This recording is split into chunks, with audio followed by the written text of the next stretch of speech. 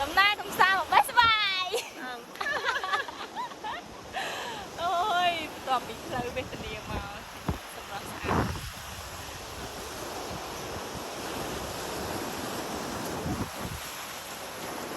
ឥឡូវនេះពួកយើងបានមកដល់កន្លែងត្រូវបេះស្វាយហើយយើងដើរចូលតាមផ្លូវនឹងចូលទៅក្នុងទៀតនិយាយទៅដើរមកហត់ដែរតែមកតែយើងដើរចូលទៅដល់ហើយកន្លែងយើងមកនេះមិនមែនជាព្រៃឬក៏អីទេគឺកន្លែងរីសតហើយពូមិញម្ចាស់រីសតហ្នឹងគឺគាត់ចិត្តល្អខ្លាំងមែនតើគឺគាត់ថាបើចង់ញ៉ាំអីមកបេះទៅ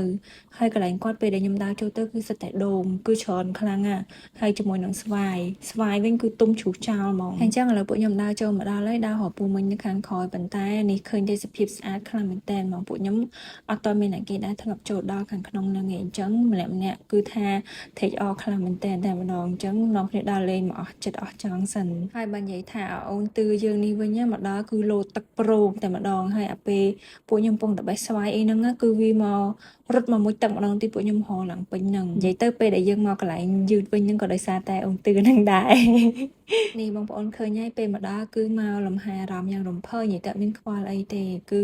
អង្គុយលេងថតរូបថតអីអញ្ចឹងទៅឥឡូវអង្គុយលេងថតរូបអស់ចិត្តអស់ចង់ហើយស្រូបយកខ្យល់អាកាសឆ្អែតហើយក៏នាំគ្នាដើរឡើងទៅលើវិញ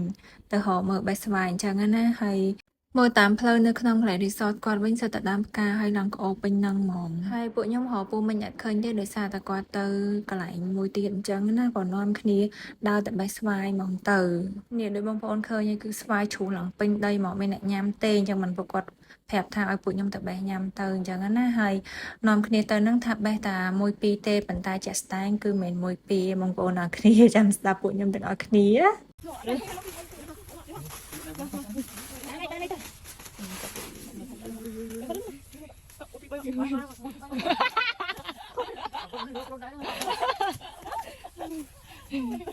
មួយពី3ដាក់ទៀតមកបានហើយមកហើយ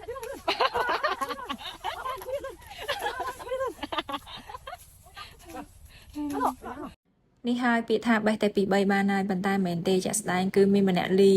មានម្នាក់យូម្នាក់ទៀតយូទៀតនិយាយទៅគឺបេះច្រើនខ្លាំងមែនតើតែម្ដងនេះពួកខ្ញុំដើរចេញមកវិញហើយពួកអីបេះស្វាយហើយអស់ហើយបើទេសភាពវិញថ្ងៃរៀបលិចស្អាតខ្លាំងមែនតើខ្យល់បក់មកល្វីៗទៅជាក់ចិត្តខ្លាំងណាប៉ុន្តែដើរហត់ហើយយូស្វាយធ្ងន់ទៀតអានេះខ្ញុំទៅវិញនិយាយទៅទេសភាពស្អាតខ្លាំងអូខេបងប្អូនអរគ្នាជួបគ្នានៅវីដេអូក្រោយទៀតបាយបាយ